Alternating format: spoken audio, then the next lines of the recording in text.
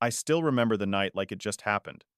I was sitting at the dinner table, right across from my mom and dad, cutting into some overcooked meatloaf, when Mom put down her fork and looked me square in the eye. "We need to talk about her," she said, and I knew exactly who she meant. Her was Ellie, my girlfriend of nearly 8 months at the time. The woman who made me laugh when no one else could. The woman who brought soup when I was sick, who sat through football games just because she knew I loved them. The woman who, for some reason, my parents absolutely despised. "She's no good for you," my dad chimed in, his voice that calm but judgmental tone he always used when he thought he was being reasonable. "She's got no class," Mom added. "She talks loud, she chews with her mouth open, and she has that tattoo on her wrist." They said the word tattoo like it was a felony. I just sat there, my fork halfway to my mouth thinking, are they serious right now? Because yeah, Ellie had a small tattoo. A tiny anchor on her wrist, a nod to her grandfather who served in the Navy. And, okay, maybe she was a little loud, especially when she was excited about something, but that's part of what I loved about her. She was full of life, passionate, real. Something I wasn't used to growing up in a house that prized politeness over honesty, appearances over authenticity. But that night, that dinner, it felt like they'd already made up their minds about her long before they even tried to know her. I tried to reason with them, said stuff like, "You haven't given her a chance," or "She's kind, she's smart, she treats me well." But it was like talking to a wall. Dad shook his head and said, "Kind doesn't pay the bills, son." And Mom just sighed and said, "We raised you better than this." Better than what? Loving someone who didn't fit their idea of what a respectable girl looked like? I didn't raise my voice, I didn't storm out. I just sat there, staring at these two people who were supposed to love me unconditionally, and realized their love came with conditions. The rest of the night was a blur. I remember Ellie texting me, "How'd it go?" And me lying through my teeth, replying, "Fine." I didn't want her to know how brutal it had been. I didn't want her to feel like she had to shrink herself to fit into my family's little box. But deep down, I could feel something starting to crack. I hoped things would settle. That maybe, over time, they'd come around. They'd see her for who she really was. But instead, things got worse. Much worse. So, a week later, we had this little cookout in the backyard. Nothing fancy. Just burgers, beer, and my dad trying to relive his high school football glory by grilling like it was some championship event. I invited Ellie. I figured maybe in a casual setting they'd soften up. Maybe they'd actually talk to her like a human being instead of judging her like a jury. Ellie showed up with a six-pack of Dad's favorite beer and a homemade pasta salad. She even wore a dress, something I knew she wasn't totally comfortable in, but she said, "If it helps, I'll try." That's the kind of person she is, willing to meet people halfway, even if they're not meeting her anywhere. The moment she walked in, I saw it. The way Mom's smile twitched at the corners. The way Dad didn't even get up from his chair to say hello. Ellie was nothing but kind, making small talk, complimenting the garden, asking about my mom's new patio furniture, and they gave her nothing. Cold, clipped answers. No eye contact. At one point, my mom actually pulled me aside and said, "She's trying too hard. It's desperate." I stood there, stunned. I wanted to scream, "She's trying because you've made it impossible for her not to." But I didn't. I bit my tongue. Again. I'd been biting it so much lately, it felt like I didn't even have one left. The cookout ended with Ellie offering to help clean up, and my mom saying, "That won't be necessary." "No thank you, just that." And as we were walking to her car, Ellie turned to me and said, "They hate me, don't they?" I didn't want to lie, so I just nodded, and she just nodded back. Didn't cry, didn't get angry. She just said, "Okay." That's when I knew she was stronger than I ever gave her credit for. But also, I knew we couldn't keep going like this. I started spending more time at Ellie's place. Not because I wanted to avoid my parents, but because being around her felt like breathing, and being around them felt like slowly suffocating. They noticed, of course. One night, I came home late, like, really late, and Dad was waiting in the living room, lights off, just him and that stupid lamp he always read under. Except he wasn't reading. He was just sitting there, stewing. He said, "This is becoming a problem." I asked, "What is?" And he said, "You choosing her over your own family." I said, "I'm not choosing anything. I'm trying to be happy." And he said, "You're throwing your life away." I couldn't believe it. Because up until Ellie, I'd been miserable. I went through the motions, college, job, same town, same routine. Ellie was the first person who made me feel like I could actually live a life I wanted. But to them, that didn't matter.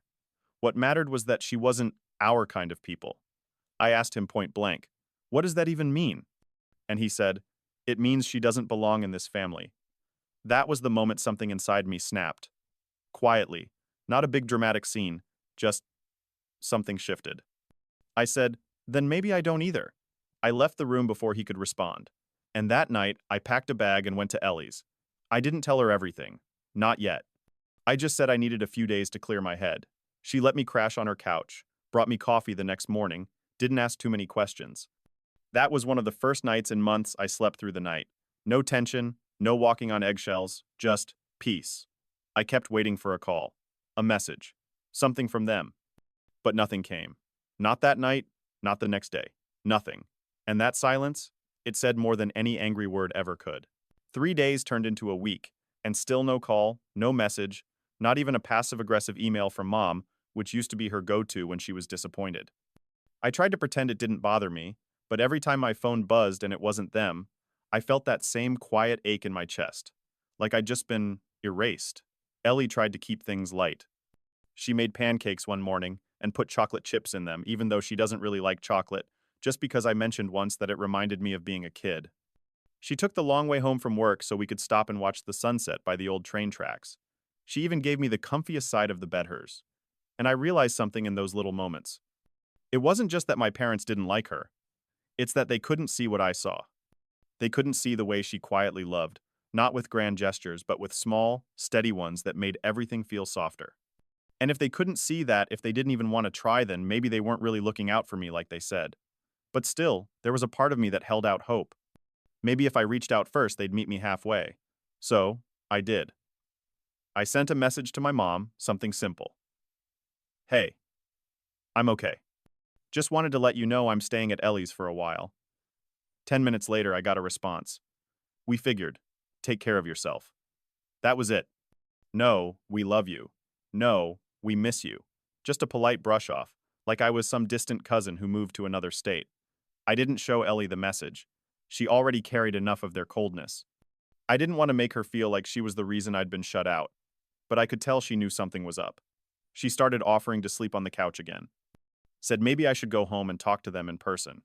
Said maybe this was just a phase they were going through. That's the thing about Elisha, gave people way more grace than they deserved. And even though I admired that, I also knew better. A few days later, I finally went back to the house. Not to move back in, just to grab the rest of my things. The key still worked, which honestly surprised me. The house was quiet when I walked in. Too quiet. I made my way upstairs, started packing some clothes and books, trying not to overthink things. That's when I heard the front door open and close. Mom's voice called up, "Is that you?" I said, "Yeah, just grabbing my stuff." She didn't answer. A minute later, she appeared in the doorway, arms crossed, lips pressed tight. "You could have called," she said. I shrugged. "Didn't think I needed permission to pack my own clothes." "That's not what I meant," she replied. Then after a long pause, "You're really going to choose her over your own family?" I didn't yell. I didn't argue. I just looked at her and said, "I'm choosing the person who actually makes me feel like I'm enough." She blinked. For a second, I thought maybe, just maybe, that would land. That she'd soften. But instead, she said something that still echoes in my head to this day. "You're making the biggest mistake of your life." I nodded, finished zipping up my bag, and walked past her. On the way out, Dad was standing in the hallway, like he'd been listening from the other room. He didn't say anything, just stared at me, and I stared right back. No anger, no sadness. Just quiet understanding that something had ended, and neither of us had the guts to fix it. I walked out the door without looking back, because for the first time in my life, I wasn't the one who was lost. They were, and they just didn't know it yet.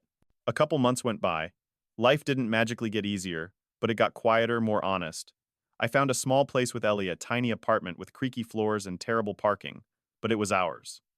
We filled it with mismatched furniture, thrift store finds, and laughter. Lots of laughter. I started cooking more. Ellie started dancing in the kitchen, even when there was no music. We didn't have a lot, but we had each other, and after everything, that felt like more than enough. Every now and then, I'd catch myself reaching for the phone, thinking maybe I'd call my mom and tell her about the new job I landed, or text my dad when the local football team made the playoffs. But I'd stop myself, because deep down, I knew they didn't want to hear from Minot if it meant also hearing about her, and I wasn't willing to pretend Ellie didn't exist, just to keep them comfortable. One day, Ellie and I were out at the grocery store when we ran into one of my mom's friends, Mrs. Garvey. She looked surprised to see me surprised in that polite but obvious way, and even more surprised when she realized who Ellie was.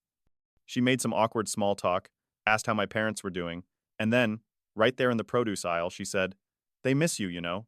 They just don't know how to fix it." Ellie squeezed my hand. I nodded and said something like, "Well, the door's not locked." And we left it at that. But that stuck with me. The idea that maybe, behind all their pride and judgment and silence, there was still a crack of something real. A few weeks later, I got a letter. A real handwritten letter. From my mom. It was short. Said she hoped I was well. Said she'd been thinking about me. Said the house felt empty without me. There was no mention of Ellie.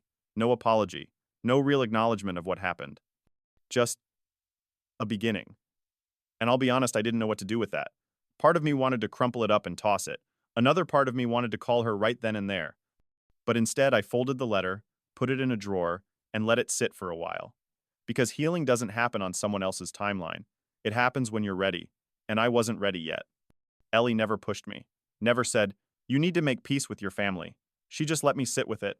Let me feel what I needed to feel. And that was the greatest gift anyone's ever given me. One night, months later, we were lying in bed. The window open, a breeze coming in, and Ellie turned to me and said, "Do you regret it?" I looked at her, the soft curve of her face in the moonlight, and I thought about everything about the fights, the silence, the weight of walking away. And I said, not for a second, because sometimes the hardest choice you ever make is the one that sets you free. My parents kicked me out because of her. They said she was trash. But she's the reason I found myself. And honestly, I'd choose her again, every time.